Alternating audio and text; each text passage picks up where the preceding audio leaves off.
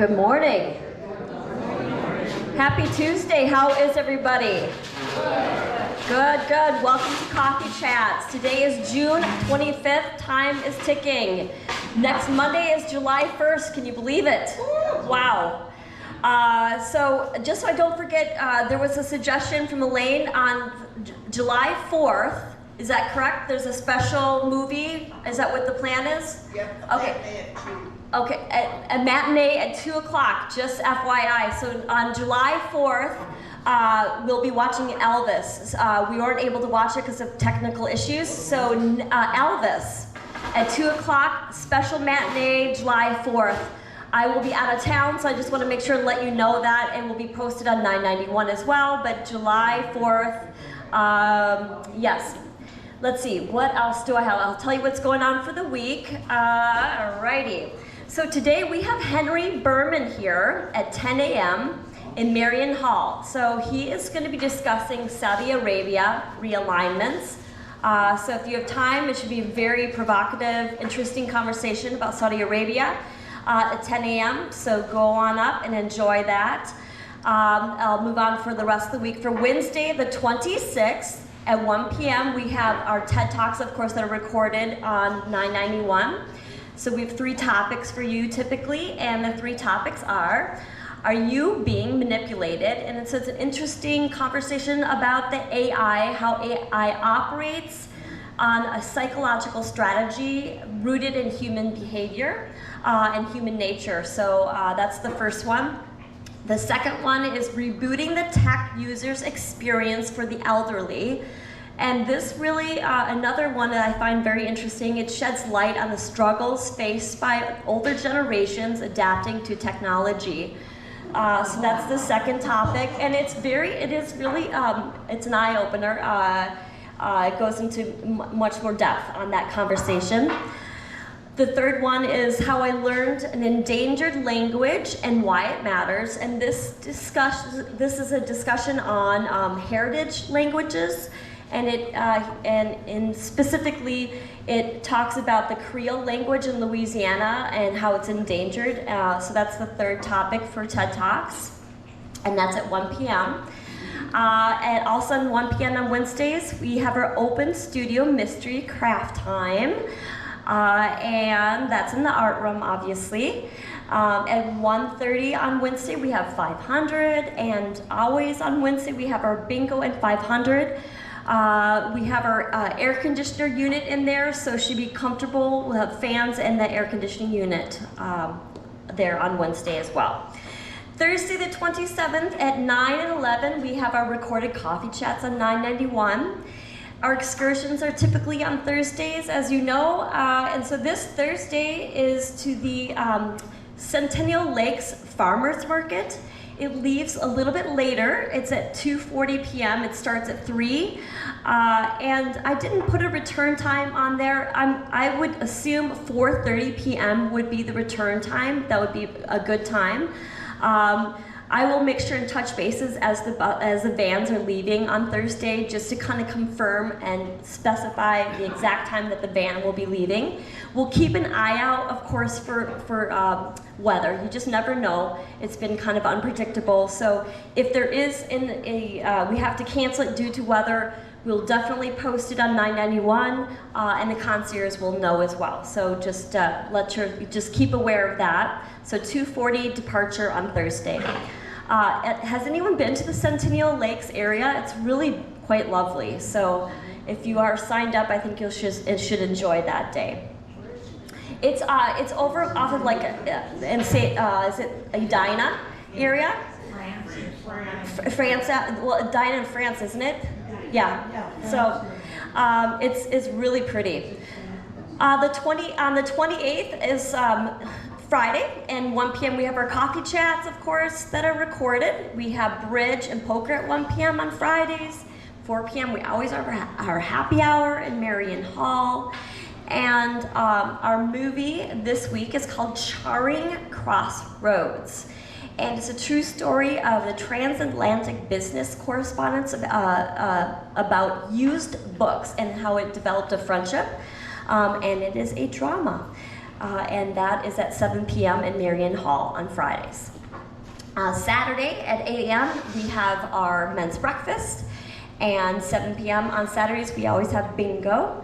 Next Monday is July 1st, and 1 p.m. we have knit and chat, and 7 p.m. we have 500. And as I mentioned at the beginning, next week is a 4th of July holiday. I will not be here Friday for exercise classes, and potentially Wednesday. I annually go up with my parents. It's my dad's birthday, and so we go up north during the July holiday. So I will be out of town. So I will let you know about whether Wednesday is canceled, but for sure Friday will be for exercise classes next week. That is what I have. I will hand it over to Jeff. Was there any questions? One more thing, I'm sorry, the piano is going to be tuned early because I apologize, we had a special, wonderful pianist here, Martha Dalger, last week, and apparently the piano was a little bit out of tune, and that just happened, so we rescheduled early, so that will be taken care of. Are you here next Tuesday? Yes. Okay. Good morning. Good morning. Okay, here's your puzzle. You've got a fireplace, and in front of the fireplace is an opening 3 feet by 2 feet by ½ inch thick. Okay? You've got a piece of marble exactly that size. Your job is to put that marble in that opening. You can't use your fingers because you can't get it under there. You can't drop it, because if you drop it, it'll break. So the question is, can't use any tools. How can you place that marble without breaking it and without wrecking your fingers? The hole is horizontal and you're going to kick it in. The hole is horizontal and you're going to kick it in. With that answer, I think we need to reprise the dunce table. I'll volunteer. Well, it's not whether you volunteer or not, Mike. You'll be delegated there. Anyone else? Turn the table upside down. No? What if I said, Just slide it. Yeah. what if I said you had to set it on something first? On plastic. Set one up. Some ice. Ice. Ice. Oh. You put ice in the opening and set the marble on the ice, and as it melts, it slowly goes down. That's good. That's good. Yeah. It drains into your basement. Huh? It drains into the basement. And drains into the basement. It's not going to be that much ice. Marcia, don't wreck the puzzle. Okay, Mondays is knit and chatter. I like to go there to find out what's going on, and we had a discussion yesterday that I thought was pretty cool. What does, say you get a bad cramp in your leg. Do any of you have a solution for cramps? Water? What? Someone say bananas? Potassium? Has anyone heard of mustard? Rub it on or eat it. You eat it. It's not scientifically proven, but there's a theory that the mustard, is turmeric? Turmeric? Turmeric, that's what I thought. Somehow stimulates a receptor in your throat that gets your muscles to relax. I don't know, every once in a while I get a cramp in my foot that just is the most painful thing ever. Does anyone feel sorry for me? I got a point in my neck and it doesn't. You married that pain in your neck, that's your problem. Sue, just be happy it's in your neck and not some other part of your anatomy. Jeff, Oh. you have a question in the back. Yeah, Just to make this clear, you eat something with mustard in it, you don't smear the mustard on your leg. right. You don't smear the mustard on your what are we talking about? Cramp. No, you eat the mustard. Okay, Smear it on the marbles. And we even went so far as, okay, so do you run around with one of those squeeze bottles of mustard all the time? Yes. No, you don't.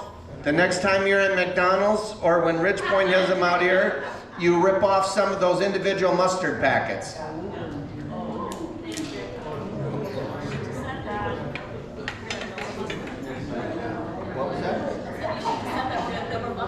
Yeah. Well, we only have honey mustard here. I went and looked. I was going to bring some home. Okay. I hope that if you have needed an appointment in the beauty shop, you've been able to get one. Julie let me know she hired someone. And there is, did she? No, she didn't tell me what her name was. But she's starting today at 1 o'clock. Very good. So they'll be able to take more appointments and all that, and so that's good. The garage sweeping is going great. Wonderful cooperation from everyone. Yesterday we had a number of people that were concerned about the hail that never came, but that's all right. And we said, okay, you can put your car in, but you have to have it moved at 7 a.m. And I wasn't here at 7 a.m. I got here about 20 to 8 or whatever, and there was not a car in the garage. So that's how it's supposed to work. We commit to what we say, and we do what we say, and we take care of our stuff. So that's all good stuff. Jeff, Yep. I went down there after they'd been sweeping and it looked very nice. Yes. One other thing I wanted to say about the sweeping. I had said earlier we were going to do the down and back stripe to make them wider, like over at Byerly's lot. Do you know what I'm talking about? Yes. In talking with the striping guy, he said don't do that because the remnant of what you have, he goes, it's just going to be one big solid stripe. Why don't I make it an 8-inch wide stripe? So that's what he did. And those stripes are there for a reason. We want your cars to be within those stripes. And if we do that, that should alleviate some of our parking problems. A big share of our parking problems, folks, is someone's parked over the line. They're squeezing their neighbor. And some neighbors aren't afraid to get in your face and say, hey, move your damn car. Others would rather just not have that conversation, and we don't want to punish those folks. Pat tells me now would be a good time for everyone to update your profile, your car license plate. We always do this after we need the cars, but if we had it before, that would be good. License plates for your cars, cell phone numbers. And she was reading off things to get information on, and I said cell phone numbers, and she said some people don't want to be bothered on their cell phone. That's right. That's okay. If you don't want to be bothered, let us know. But those cell phones can come in awful handy, especially if you're out of town or whatever, and if, heaven forbid, something happens to your apartment or in your apartment. Right, Ellen? We can call you. So if you don't want to be bothered or called on your cell phone, just let us know and we can note that. Window washers, I think, are done. No? Norma? As of 5 o'clock last night. All right. Or 6 o'clock. They hadn't come to. Okay. I was the last apartment they did yesterday. Well, aren't you special? Jan Bergerson was the last one they did yesterday. Okay, so they should finish today. Levon, Give a shout out to the window washers. I just was going to do that. Levon says, give a shout out to the window washers. It's the best we've ever had.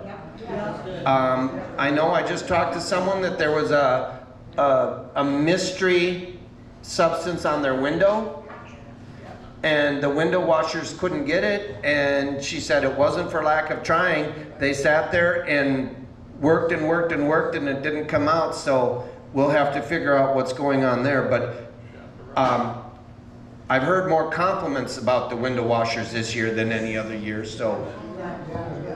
Mila? We have one of those windows that has a mystery substance, and it hasn't come off as long as we've been here. The window washer told me it might be some kind of acid, or they need some kind of acid to clean it off. It's like drips that run down the whole window closest to the balcony. Yeah. The only thing I can think that it might be is some lime or something leaching out of the cement, because it's like a drip. It's like water coming down, right? He says several, yes, he says several windows above us have the same problem. What's your apartment? 403. Us, and I'm 203. Yeah. Ellen's 203. Do I hear a 303? 503? 503? He said it was above us, and it's kind of gray. It looks like you could scrape it with a box cutter thing, you know, a scraper, but it's not that, it doesn't come off the window. All right. Thanks for bringing that up. Thanks for bringing Okay. That is all I have. Does anyone have any questions on anything? Oh, Sue. What's the answer to the marble? Didn't I? Was that the answer? Yeah, you said it. If you're not going to pay attention, folks, please. That's no answer. I don't care if you don't pay attention. In fact, I don't blame you if you don't pay attention. Well, now the dumb committee. But if I give an answer, for God's sakes. Someone over here? Jan. About the window washers, I jokingly said to the young man that was in my bedroom, I said, gee, I wish you would do my mirrors. He said, I will. And I walked out of there and he did my mirrors. Whoa. I'm not going to repeat that because next year in their bid, they'll have another $1,500 for cleaning every mirror in the place. But you know what? That's a thing that means it means something. When someone puts, I call it an NFT. It's a nice touch. You figure out what the rest means. But when you do a little extra for someone, you don't realize how far that can go. I mean, it's like what I say about Ridgepoint as our staff. We set reasonable expectations and try to exceed them. And whenever you exceed expectations, people feel good about their decisions and what's going on. So 3 cheers to the window washers for that. Okay, yeah.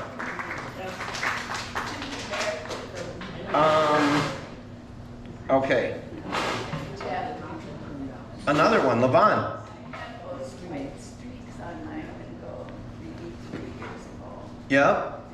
Over that period of time, this year, they finally are cleared. But Emil, how long have you had your streaks on your window? Since you moved here, you said? Well, I know last year for sure. Because Levon said eventually hers wore away. But if the window washers are sitting there putting elbow grease to them and it's not getting, it's something maybe a little different than what you had. For 2 years, it didn't come Oh. off. It's 1 year for sure. If we're not going to be talking about how wonderful I am and we're going to talk about how wonderful other people are, let's move on. Norma? I will say how wonderful you are. Only about one thing that I witnessed, and that was what I was I'm bothered all the time, but we don't need to talk about me. Sunday night, Yeah? yes, people were sweating in their apartments. And I happened to be down in the atrium, and Elisa, I think that's how you pronounce her name, was running up to apartments to make sure she checked the on-off fan, whatever, on the thermostat. And then she said, and I talked to Jeff, and he ordered for somebody to come out from Harris Plumbing. Now, that's the first time I have seen any manager in any place at that time of night to say, call somebody out. The guy came, he went up on the roof, in about 5 minutes, it was fixed. Now, I went up to my apartment and it was nice and cool. So I'm assuming it was always nice and cool. It was very spotty where this heat was coming from. It wasn't all the apartments. So I will shout out. And I appreciate you saying that. And it's not just me, it's everyone. It's the desk. It's, if we're taking our job seriously, we discuss that, we talk about it. Yep. Elevators, sometimes we may say, you know what, let's wait until Monday morning. It's Sunday at 4 o'clock. We're good with one elevator. An overtime call for an elevator is about $1,200. And if we can save $1,200, we'll do it. I'd like to think that most of our decisions are decisions that you folks would make in your own home or if you are running the place. So we want to be prudent with the money, but we also know that we've got obligations to fulfill, and air conditioning is one of them, of which I'm waiting for word on when the first floor in the east building will be ready to go. That air conditioning, the first floor air conditioning in the east building is out. Now Pat, bless her heart, has the doors in Marion Hall closed, and the wall unit air conditioning seems to be doing just fine with that, so Marion Hall is cool. Did you hear that, Jillian? So you can work their butts and exercise tomorrow. Okay, birthdays. Today's the 25th. Anita Siegel. Tomorrow, the 26th, along with my daughter, Megan Kanan. She's 30 tomorrow. I'm not going to be here. We're driving to Chicago to give her her present, which is a memory quilt, and eat dinner with her and her boyfriend, and I think we're driving back. So, I think it's kind of ridiculous, but it's Amy's call. That's not ridiculous spending time. Right, Fred? You've got a pain in the neck too, don't you? And on July 1st, Elizabeth Hale. And an anniversary on July 1st, Steve and Eileen Harvala. Let's sing happy birthday, and then I'd ask you to stick around because I have a joke for you. Happy birthday to you. Happy birthday to you. Happy birthday, dear friends. Happy birthday to you. All right. First, how about that dam? Yes. By Mankato. Isn't that crazy? Let's think good thoughts for them. The pictures of it are dramatic. Anyway, there's a little restaurant in Waterville, famous for its chili. It's the best chili in the state of Minnesota. It's been voted the best chili. It's just the greatest. Some guy said, you know what, I need a bowl of that chili. I'm going there. He goes and he sits down at the counter. It's one of those where they have the counter where you sit, and he goes, I'll have a bowl of your famous chili. I'm sorry, the guy next to you got the last one. Oh, darn it. I was looking so forward to it. I'm from the cities. I don't get down here all the time. The guy goes, you know what? I haven't had much out of this. If you're okay, you can get a new spoon. You can have my bowl. That sounds very good. And he goes, okay, I'll do that. Thank you very much. So he starts eating the chili, and it is wonderful. Wonderful. And then he gets it, and he finds something, it's a dead mouse in his chili. And it hits his gag reflex, and the guy goes, yeah, that's about how far I got. Have a good week, everybody.